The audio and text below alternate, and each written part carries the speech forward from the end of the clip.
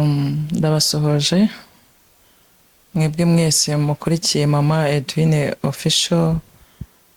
Imana ibaho umugisha. Aya masaha ukuboko kwiza kw'Imana kubane namwe mwebwe mukunda ibiganiro ndetse n'inyigisho zinyura muri studio za televiziyo Mama Edwine Official. Muhabwe umugisha n'Imana. Rero ndabakunda cyane, reka dutangire dusenga kugira ngo tuze kugira ibihe byiza, twumve icyo Mwuka avuganira natwe mu ijambo ry'Imana.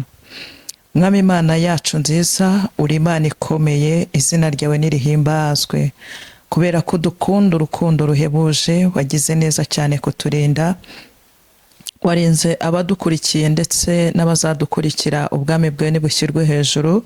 Aya masaha tuguhaye ikaze na karibu Umwuka Wera, kugira ngo uzubane natwe muri iki kiganiro. Umwuka Wera akora imirimo ikomeye ku bantu bari mu mpande zose zitandukanye, abatameze neza bakire kumera neza mu izina rya Yesu, abatari bafite amahoro bakire amahoro mu izina rya Yesu, abari babuze uko bagira bakire neza y'Imana. Mu biganza by'Imana harimo byose, ukuboko kwiza kw'Imana kube mu ruhande rwabo. Bana natwe muri iki kiganiro, Umwuka Wera kiyobore mu izina rya Yesu, amen. Imana ibaho umugisha, Imana kandi ibagirire neza. Kuri uyu munsi nejejwe no kongera kubana namwe ndetse muri iki kiganiro. Amaboko meza y'Imana abe mu ruhande rwanyu, muhirwe mu byo mutekereza byose, ndetse iby'Imana igambiriye gukora muri iki kiganiro cyacu ibikore. Tugiye gusangira ijambo ry'Imana riri mu gitabo cy'Imigani, igitabo cyanditswe na Salomo, igitabo cy'Imigani, ibice byaho 24. Turasoma umurongo waho wa 11, ndetse turongera dusome twumve icyo Umwuka avugana natwe. Duhere ku murongo waho wa 10. Haravuga ngo nugamburura mu makuba, gukomera kwawe kuba kuri hehe, kuba kubaye uko busa. Imana ishimwe cyane. Ngo nugamburura mu makuba, gukomera kwawe kuzaba kuri hehe, kuzaba kubaye ubusa. Tumaze igihe tubona abantu benshi bagenda bagamburura kubw'ibyago, kubw'amakuba, kubw'intambara, kubw'ingorane, kubw'akaga tugenda duhura nako mu isi. Ariko Salomo yaranditse arabaza ngo mbese nugamburura mu makuba, gukomera kwawe kuba kuri hehe, kuba kubaye ubusa. Tekereza ibintu byinshi byakugezeho byari bikomeye, byagombaga gutuma ugamburura. Hari intambara nyinshi uri muhura nazo n'uyu munsi tuvugana, ariko Bibiliya iravuze ngo nugamburura mu makuba, gukomera kwawe kuba kuri hehe, kuba kubaye ubusa. Biravuga ngo komera kandi ugwize imbaraga, wongere wibuke ahantu Imana yagukuye, wibuke ibintu byari bikomeye Imana yakurinze, wibuke akaga Imana yagukijije, wibuke uburwayi bwari bukomeye amaboko y'Imana yakurinze. None ibyo ugezemo nibyo bigiye gutuma ugamburura. Imana ivuganiye natwe mu ijambo ryayo ngo nugamburura mu makuba, gukomera kwawe kuba kurihe, kuba kubaye ubusa. Biragatsindwa ko waba warihanganye mu myaka yose urangije, uyu mwaka akaba ari bwo ugiye kugamburura, ukava mu byizerwa, ukareka kwihangana, ukareka kwizera, ukareka gusenga. Gukomera kwawe kwaba kubaye ubusa imbere y'abakugowe, imbere y'abakunyega, bavuga ngo uriya turabizi ko azagamburura. Hari abantu benshi bajya gukizwa, umuntu agakizwa, abo basangiraga, abo babanaga mu bintu bitari byiza, bakamutega iminsi bakavuga ngo mbese uriya azamara amezi angahe akiri mu bintu by'agakiza, uriya twasangiraga, uriya twajyanaga kwiba, uriya twakoranaga ibyaha ibi n'ibi, bakabisubiramo. Ariko kubera ko imbaraga z'Imana ziba zamaze komatana nawe, birangira ukuboko kw'Imana kumwiyeretse, kukabana nawe, agatsinda. Iminsi bamuteze ikarangira, ndetse Imana ikakomezanya nawe mu rugendo rwo gukizwa. Ijambo ry'Imana rirakubajije ngo nugamburura mu makuba, gukomera kwawe kuba kubaye ukubusa. Wigamburura nubwo hari ibintu byatuma ugamburura, uri mu kibazo cyatuma ugamburura, uri mu mihangayiko yatuma ureka ibyo wizeye. Ahari ufite uburwayi wivuje imyaka myinshi, ufite ingorane ubanye nazo imyaka myinshi, inshuti zaragutaye, abantu bakuvuyeho, abo witaga inshuti zawe nibo babaye abanzi, ariko wigamburura mu makuba. Niba uri mu makuba ukaba ubona wendaga kugamburura, humura, gukomera kwawe kwe kuba ukubusa. Haleluya. Imyaka yose umaze Imana yakurwaniriye ntaho yagiye iracyahari. Imyaka yose umaze Imana yakurinze ibikwica bihari ntibikwice, iyo Mana iracyahari. Haleluya. Imana ihimbazwe. Nimukomere mwe kugamburura mu makuba. Ese ugiye kugamburuzwa n'ubukene? Ugiye kugamburuzwa nuko nta myambaro ufite? Uragamburuzwa nuko amadeni abaye menshi? Uragamburuzwa nuko kwiga byanze? Mbese n'ubugumba butumye ugamburura? Wigamburura. Mu gihe cy'ibyago nicyo gihe cyo guhamya Imana, mu gihe cy'agahinda nicyo gihe cyo guhamya Imana wasenze. Haleluya. Nicyo gihe cyo kuvuga ko Imana yawe ishoboye, nicyo gihe Imana ikubonera mu ishusho yo kutagamburura, Imana ikaza ikabana nawe. Imana idufashe cyane ngo nugamburura mu makuba, gukomera kwawe kuba kuri he? Kuba kubaye ukubusa, kuba kubaye ukutariho. Nta n'umuntu uzabwira ngo njye nari umukristo.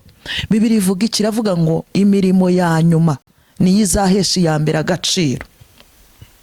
Bivuze ngo uko byagenda kose, intambara zose urimo, akaga kose unyuramo, wigamburura, kuko imirimo wakoze mu myaka yarangiye irahabwa agaciro n'imirimo uhagazemo ubu aka kanya, kuko imirimo ya nyuma ari ihesha iya mbere agaciro. Biragatsindwa ko waba warihanganye ugashizwa, ukizera, ukareka ibyaha, ukazinuka ibyaha n'ibisa nabyo. Muri iki gihe ugezemo ukaba wari ugiye kugamburura, garukira aho ngaho wigamburura. Nubwo amakuba yarabaye menshi kuri wowe, nubwo ibyago byari bikugose ari byinshi, Bibiliya iravuze ngo nugamburura mu makuba, gukomera kwawe kuba kubaye ukubusa. Oya nshuti yanjye, gukomera kwawe, kwihangana kwawe, kwizera kwawe, guhamya kwawe kwabanye nawe mu gihe cyose umaze ku isi. Uyu si umunsi wo kugamburura. Iki si igihe cyo kugamburura, iki si igihe cyo kureka gusenga, ni igihe cyo kwizera,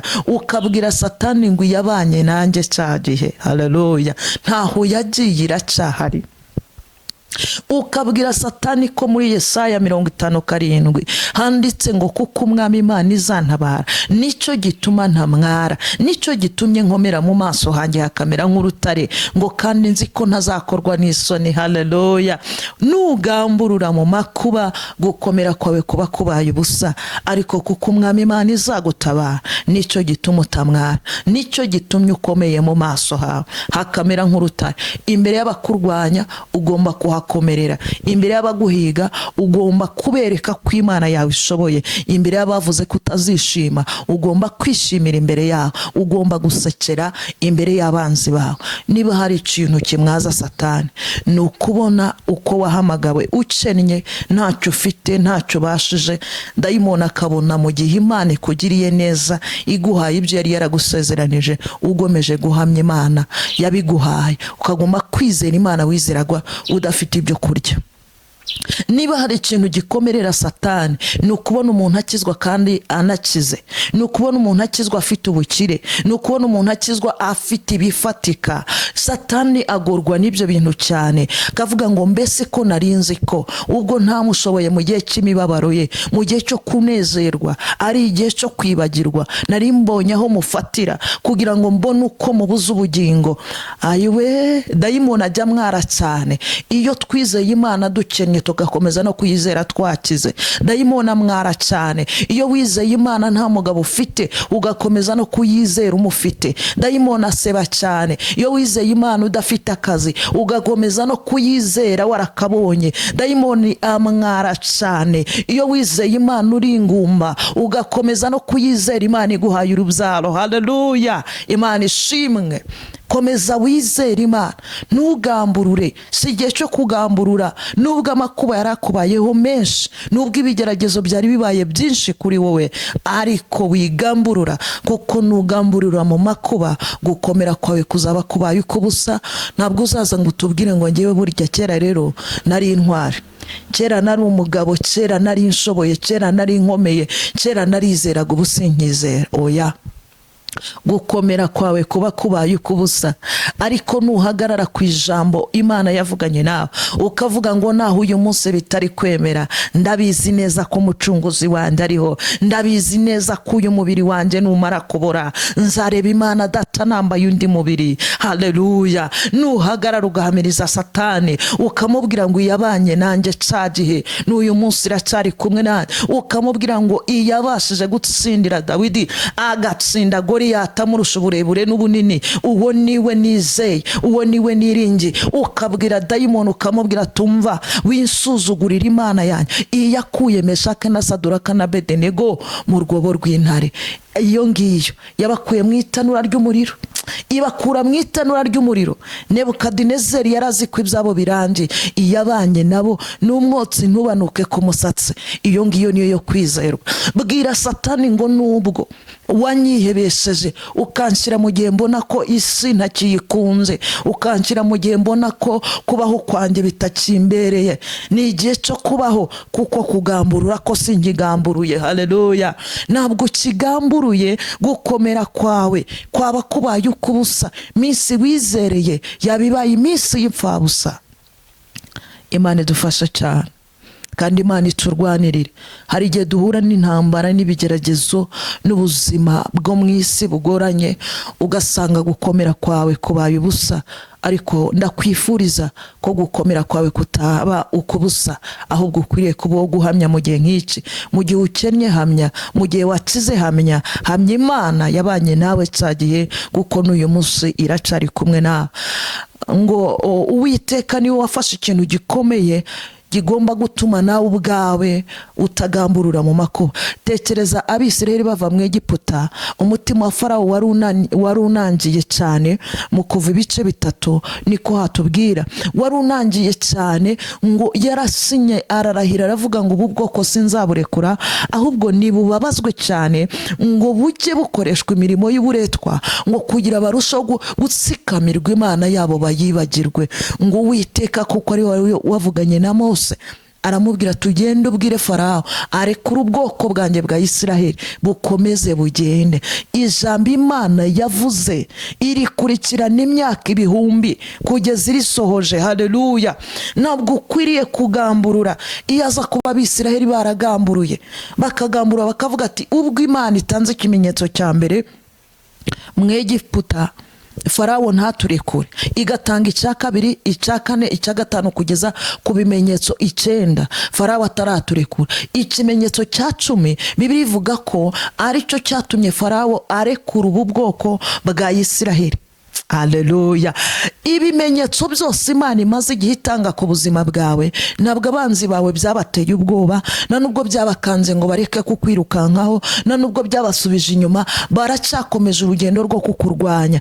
Ariko Uwiteka akuntumyeho aya masaha kugira ngo wumve ko ikimenyetso cya 10 Imana izanye, ije kugikoresha imbere y'abakurwanije, ije kugikoresha imbere y'ibyaguhize, ibyakwatureho amagambo mabi, abavuze ngo uzapfa ntacyo wimariye, abandi barakuvuma, bakuvuma imivumo itandukanye. Ariko Yesu ntabwo yitaye kuri ibyo, ahubwo yitaye ku ijambo yavuganye nawe. Haleluya. Humura, wicika intege, ntugamburure. Si igihe cyo kugamburura, ni igihe cyo kubana n'Imana, ni igihe cyo gukoreshwa n'Imana iby'ubutwari. Abakozi b'Imana, abavugabutumwa, abashumba, ababishopu, titire yose ufite, si igihe cyo kugamburura. Nubwo ibyakugamburuza byari bihari, nubwo ibyatuma tugamburura byari byatugezeho, ariko si igihe cyo kugamburura, kuko turamutse tugamburuye mu gihe nk'iki, gukomera kwacu kwaba kubaye ukubusa.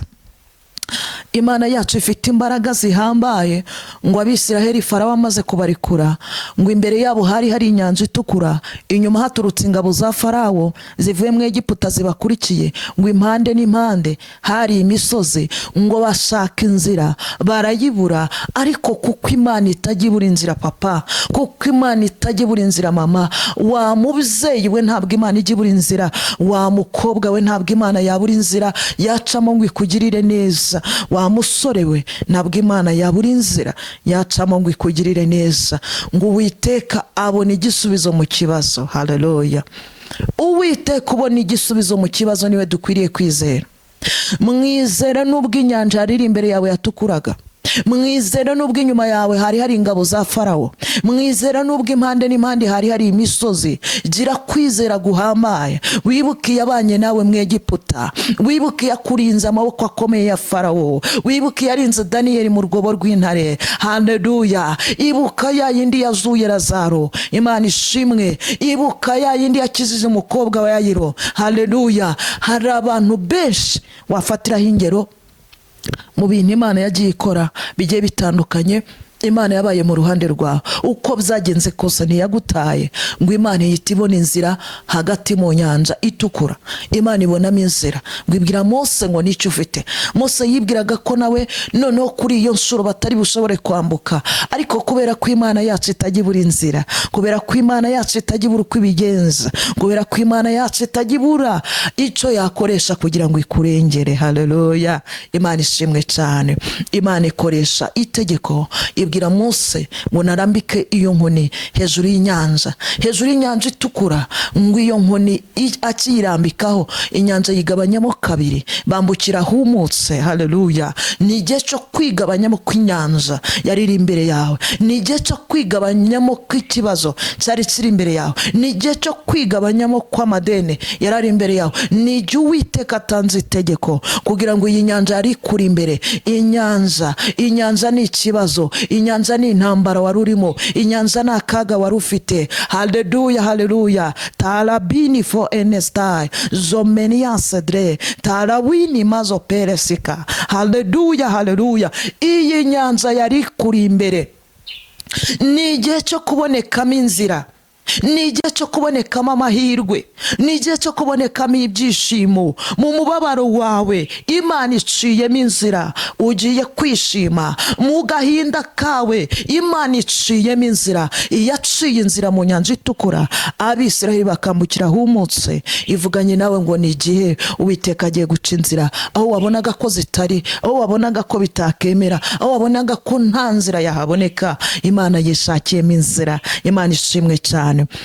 Twasomye ijambo ry'Imana, igitabo cy'Imigani 24 murongo waho wa 10, hatubwiye ngo nugamburura mu makuba, gukomera kwawe kuzaba kurihe? Kuzaba kubaye kubusa. Nshuti yanjye, wigamburura muri ayo makuba wari urimo, Imana ikuboneyemo igisubizo. Muri ayo marira wari ufite, Imana ikuboneyemo ibyishimo.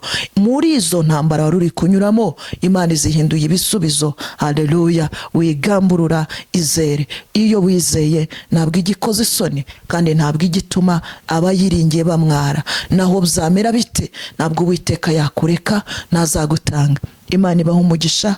Nshuti zacu, muhabwe umugisha n'Imana.